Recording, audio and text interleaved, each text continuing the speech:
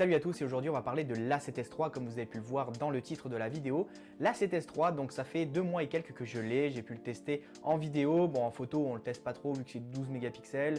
J'ai un A7R4 encore à côté que je vous ai jamais présenté, que je vais vous présenter bientôt. C'est mon appareil photo personnel qui a 60 mégapixels. Donc voilà, entre les deux, il n'y a pas photo, il y a une grosse différence, mais on va dire que si on doit faire des photos en basse lumière, ça va nous sauver la vie.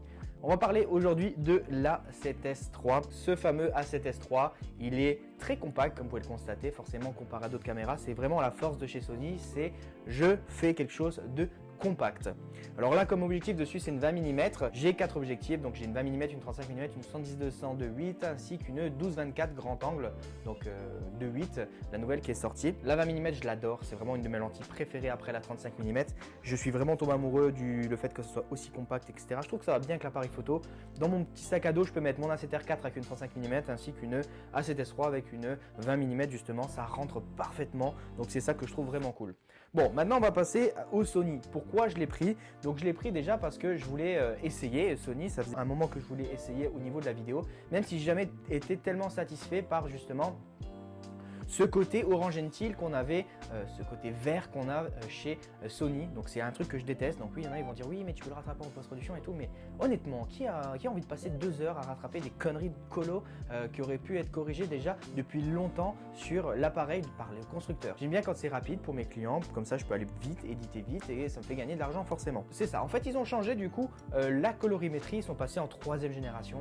Donc c'était avant la 7S2 que je détestais. La batterie était horrible. C'est pour ça que j'étais jamais parti dessus. Là, ils ont changé les batteries, donc on est parti sur les mêmes batteries qu'on a sur la 7R4, etc. On est sur la batterie FZ100, donc on a une très bonne autonomie. On a une aussi bonne autonomie qu'un S1H, donc c'est compliqué de vous dire de combien vous allez l'utiliser, ça dépend de comment vous filmez en 4K, en 1080p, si ça chauffe pas, etc.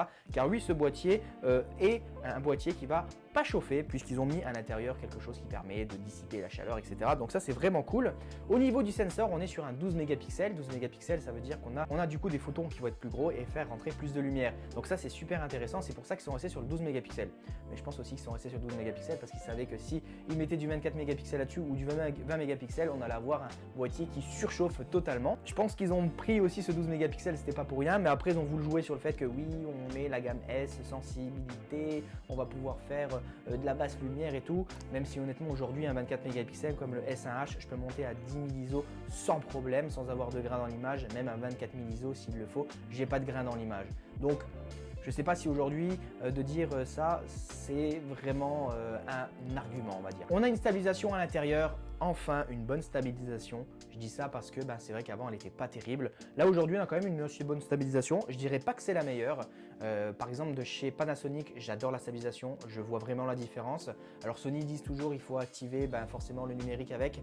Honnêtement, enfin l'électronique. Honnêtement, je suis pas forcément d'accord parce que ça me fait cropper dans mon image.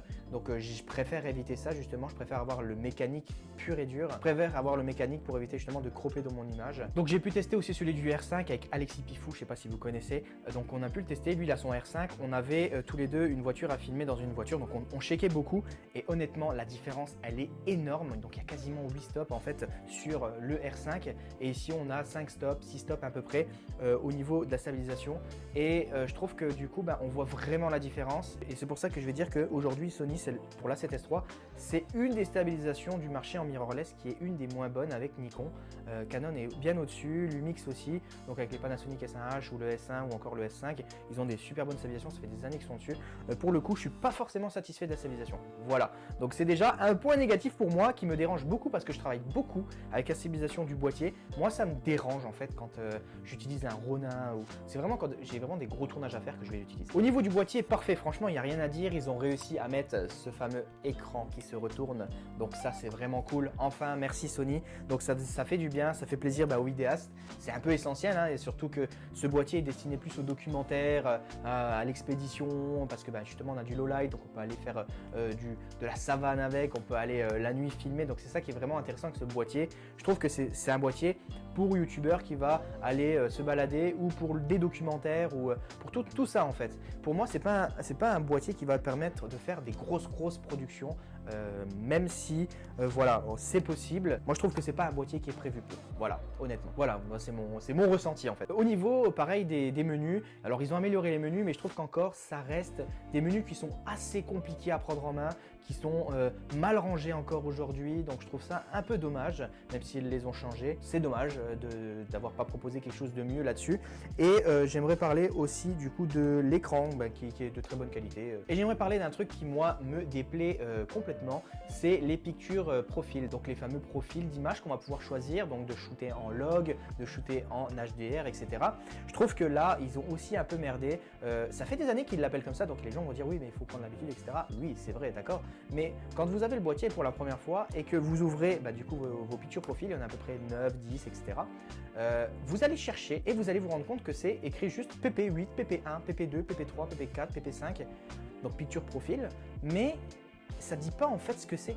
Donc on est obligé d'aller voir sur internet ou d'appuyer sur le petit bouton pour savoir ce que c'est, et c'est dommage, ils auraient dû directement l'appeler par son vrai nom, et c'est ça que je reproche aussi. Donc c'est toujours un peu compliqué dans les réglages et tout, ils utilisent des termes des fois, donc c'est tout des trucs un peu complexes que je trouve qu'ils auraient pu améliorer. Pareil pour le focus picking, on en parle, le focus picking je trouve qu'il n'est pas incroyable, ça m'est déjà arrivé d'utiliser focus picking et au final d'être pas forcément net derrière. Donc je l'ai toujours utilisé correctement, ça m'a jamais posé de problème sur tous les boîtiers, que ce soit Canon, que ce soit le GH5, que ce soit le S1, le S1H, le Canon. Donc j'ai jamais eu de problème, de mise au point.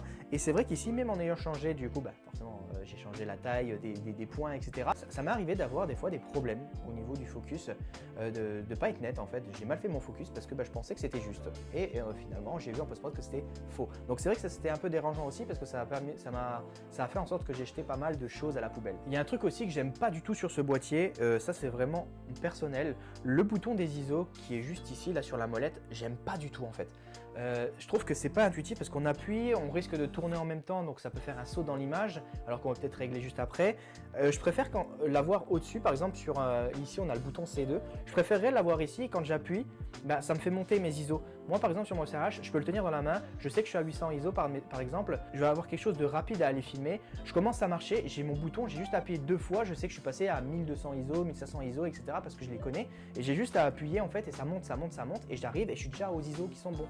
Alors qu'ici, je suis obligé d'appuyer, de tourner et tout, je trouve que c'est pas du tout intuitif pour le coup. Donc ce boîtier va proposer aussi de la 4K 422 10 bits, il va y avoir du 4K 120 fps, ça c'est très intéressant, gros point positif pour ce boîtier, le 120 fps c'est vraiment cool. Au niveau des cartes, je trouve que c'est cool parce qu'on va pouvoir mettre du CF Express et on va pouvoir mettre aussi du coup des SD un peu plus rapides que des V60 par exemple. Ce qui est dommage aussi, c'est que des V60 ça marche de chez Sony, mais ça marche pas de chez SanDisk.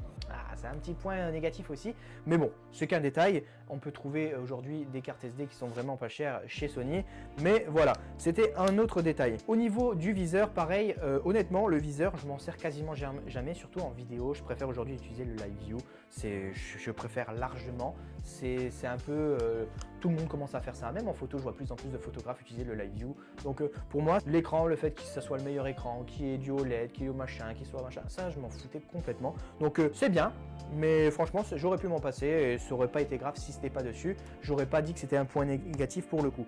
Au niveau de la colo, j'arrive pas à voir aujourd'hui ce que j'ai avec un Canon ou avec un Panasonic. Je suis pas satisfait. Il y a toujours un truc qui me dérange dedans. Je trouve c'est trop chirurgical, c'est trop médical. J'arrive pas à voir ce côté un peu cinéma smooth, à moins de rajouter dessus du coup un filtre qui va justement changer tout ça. Mais moi j'aime bien quand ça soit sans filtre au début, et après si on veut encore améliorer on rajoute le filtre. Mais là je suis obligé de le mettre si je veux tout de suite au début, donc ça c'est dommage. Mais bon, c'est qu'un petit détail encore une fois. Donc voilà comment moi je l'utilise. Au niveau de l'autofocus, franchement j'en ai pas parlé, mais c'est parce qu'il n'y a rien à dire. Sony c'est les meilleurs là-dedans. Là pour le coup il n'y a rien à dire.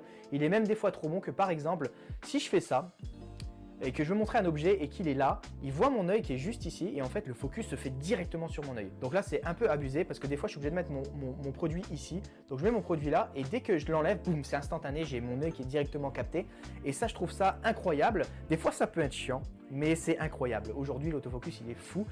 Moi après, de dire qu'aujourd'hui j'ai besoin de l'autofocus à 100%, c'est faux. Je vais quasiment me mettre à 90% du temps en mise au point manuel. Je me mets en manuel pourquoi? Parce que je trouve que je suis plus créatif et puis ça évite d'avoir des problèmes d'autofocus dans des plans très importants. Donc je suis quasiment tout le temps du coup en manuel. Donc voilà, aujourd'hui je pense que je vais m'en séparer. Pourquoi? Parce que je n'aime pas forcément les couleurs aujourd'hui. La stabilisation c'est pas la meilleure du marché. Les lentilles Sony aujourd'hui il y en a pas mal qui sont un peu dépassées. Par exemple la 70-200 elle est un peu dépassée, etc. Donc c'est vrai que je je sais pas, aujourd'hui je suis en train de réfléchir pour changer de caméra justement, ce sera le sujet d'une prochaine vidéo. Vous verrez bientôt, mais je pense que l'A7S3 je ne vais pas le garder longtemps et vous allez voir pourquoi. Donc n'hésitez pas à me dire quelle caméra vous avez, avec quoi vous shootez. On se retrouve pour une autre vidéo et moi je vous dis à bientôt, bye bye tout le monde.